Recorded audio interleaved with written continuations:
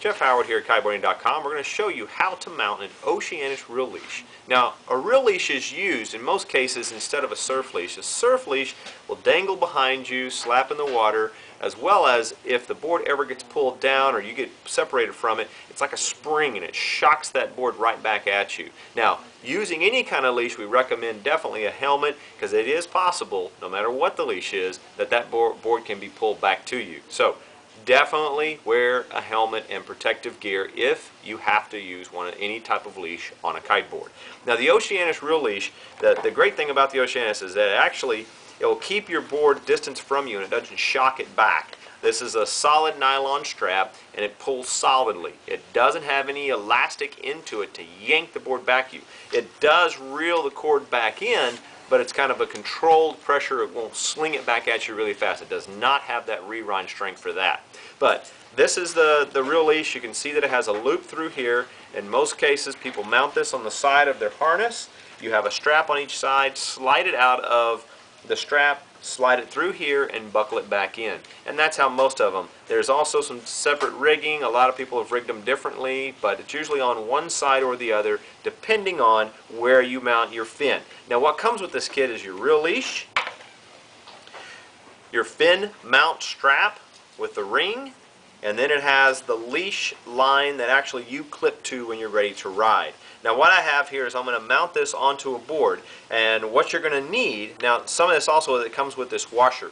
If you're going to mount this to bindings, you're going to double this up, use this washer to spread the load, and in most cases you're going to have to get a different screw to mount this to any board. That's the most important part that people don't understand.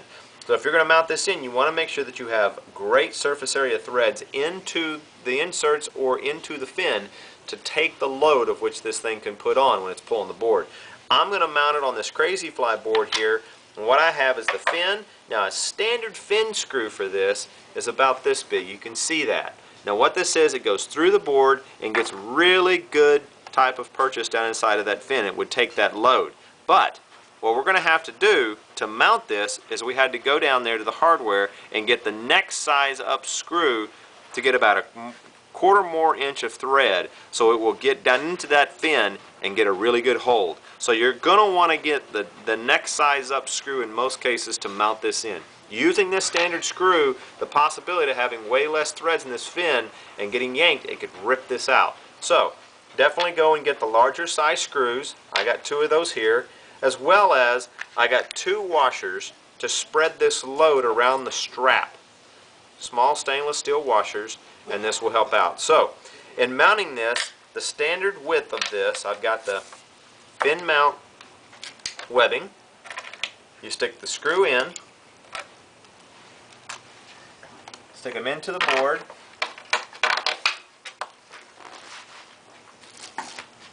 now you're going to want the ring to the back side of the board. Do not have the ring on this side. You want this to pull in the direction of the load of the board trying to go away from you. Some of these are mounted on bindings, can be very violent because it makes the board tombstone. So make sure you get these screwed in nice and clean. And you can see how I've spread the load using this longer screw and that washer.